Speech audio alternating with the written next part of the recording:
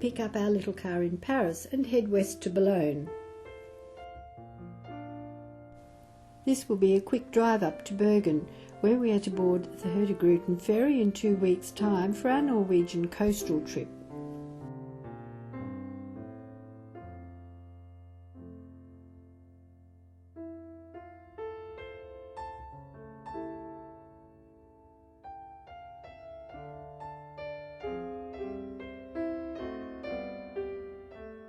Caesar had a naval installation in Boulogne around 55 BC, and the city is still France's largest fishing port.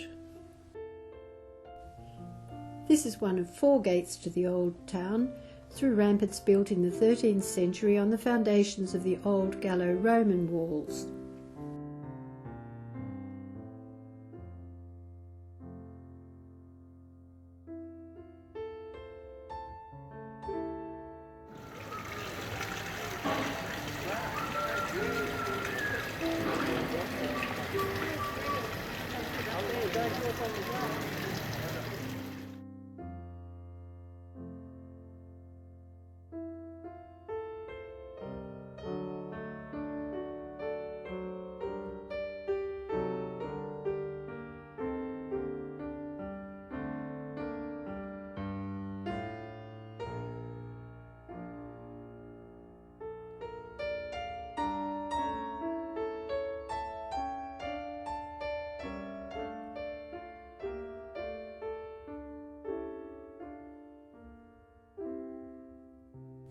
This 13th century moated castle is now a museum.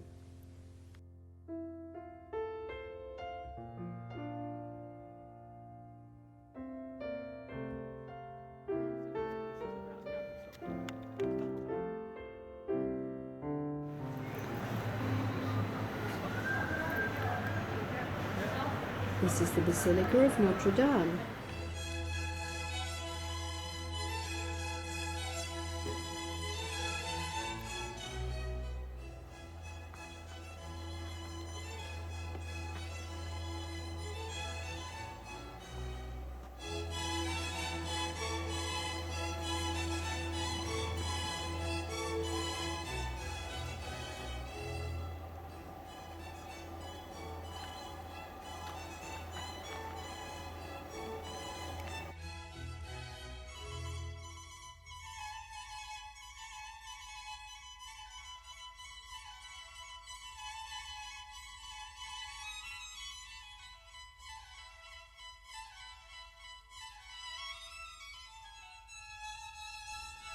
This column overlooking Boulogne commemorates Napoleon I's preparations to invade England in 1803, fortunately upset by the 1805 war with Austria.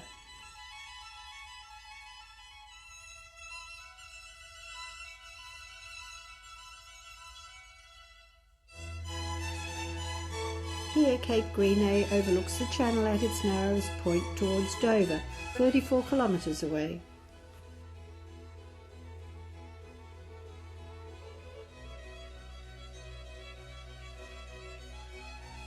Our next stop is Bruges, the capital of the Flemish region of Belgium.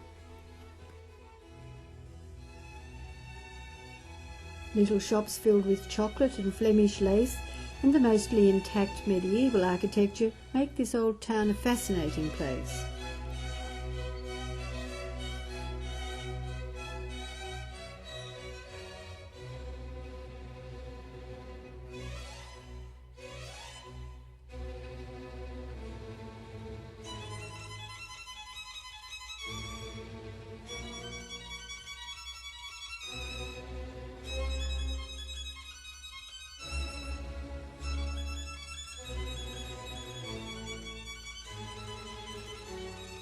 Its canals once earned it the name of Venice of the North.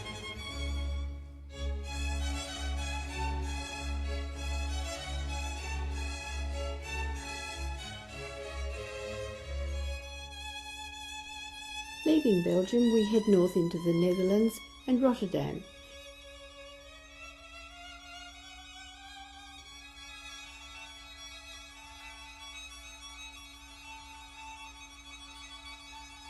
The city began in 1270 as a dam built on the Rotter River and is now one of the largest ports in the world.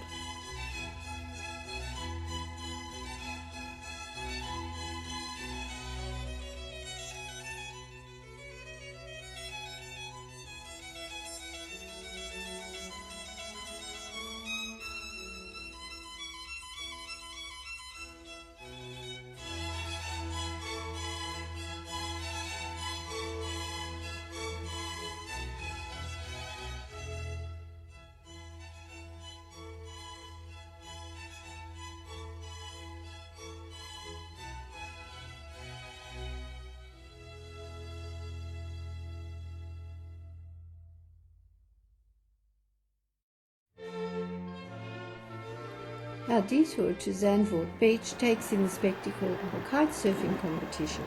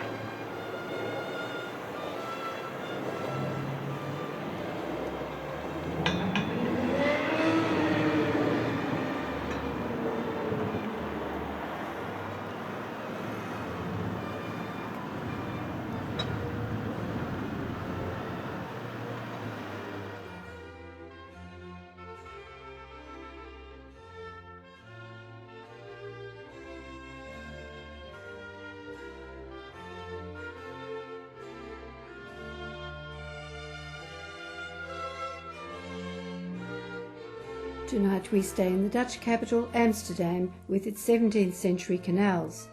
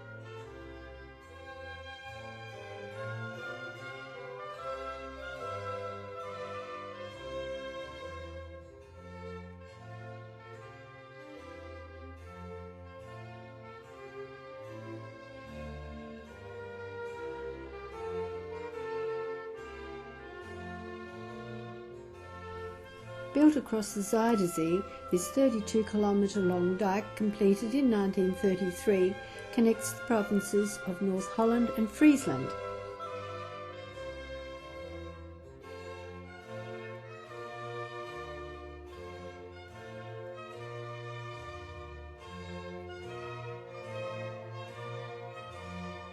We overnight in Hamburg, then cross the Kiel Canal, connecting the North Sea and the Baltic.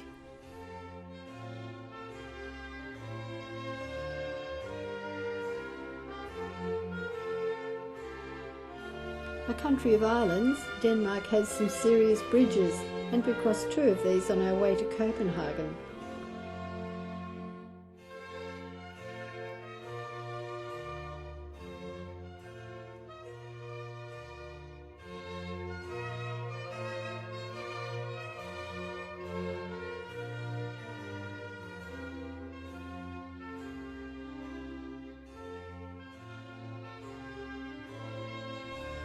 Two days barely allowed time to scratch the surface of Denmark's capital.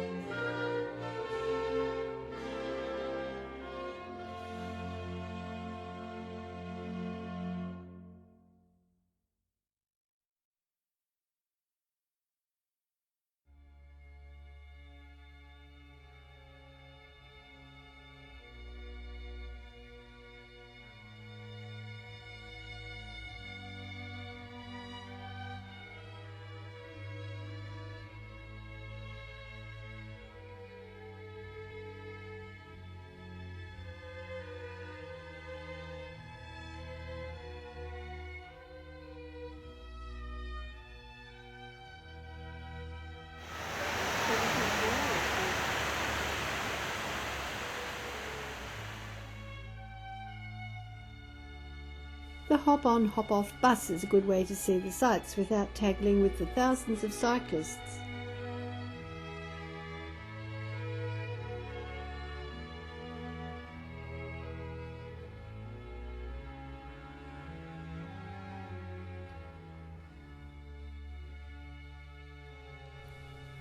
Opened in 1843, Copenhagen's 21-acre Tivoli Gardens is the second oldest amusement park in the world.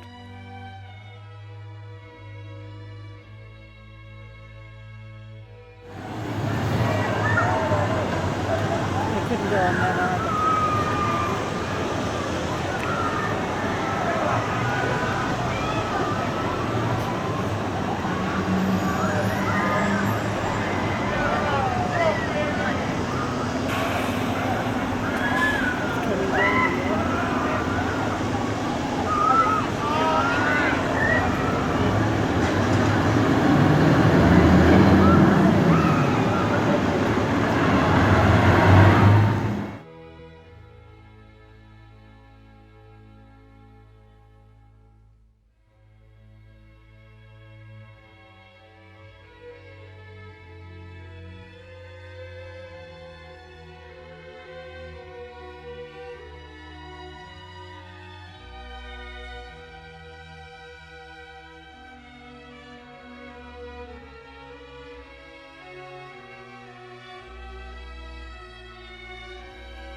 Colourful 17th century New Haven, constructed by Christian V to link the sea with King's Square in the old inner city, is now a heritage harbour lined with townhouses, bars and cafes. A canal boat tour from New Haven gives a different view of the city.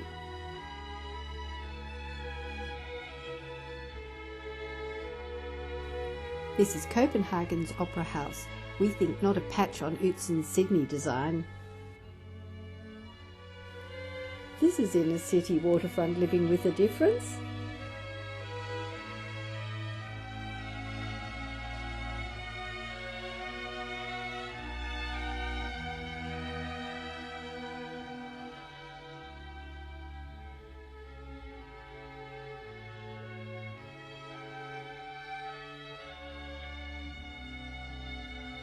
Amalienborg Palace, our Mary's place.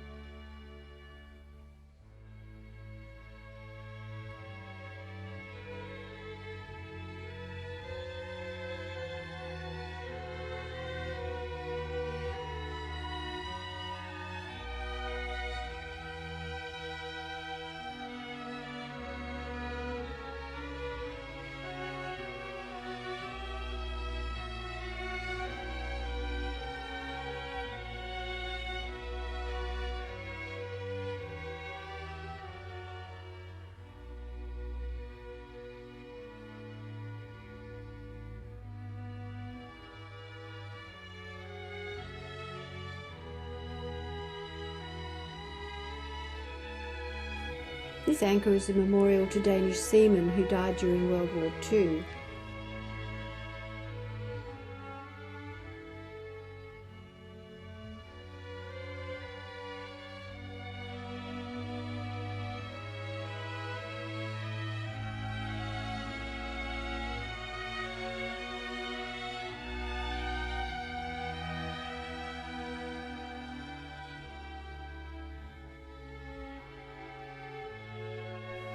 Although he was a prolific writer, Hans Christian Andersen is best remembered for his fairy tales. We take the coastal road north from Copenhagen to Helsingør, or Elsinore, the setting for Shakespeare's Hamlet, and Denmark's closest point to Sweden.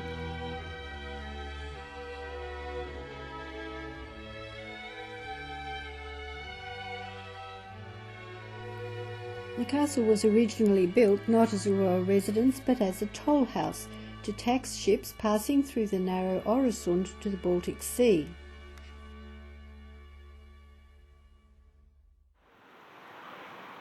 Built in the 1420s, sound dues were abolished around 400 years later in 1857.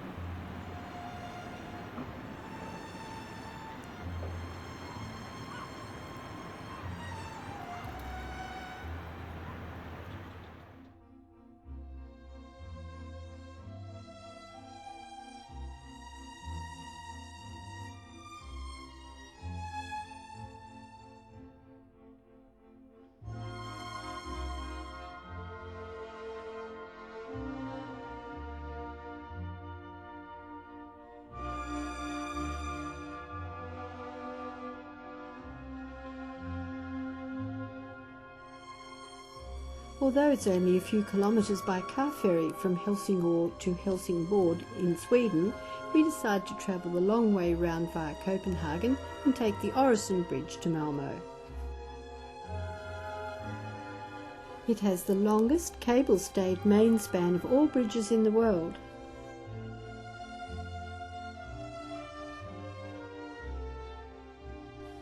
Completed in 1999, this 8-kilometre bridge is a double-track railway and dual-carriageway bridge tunnel across the Øresund Strait between Denmark and Sweden via an artificial island in the middle of the strait.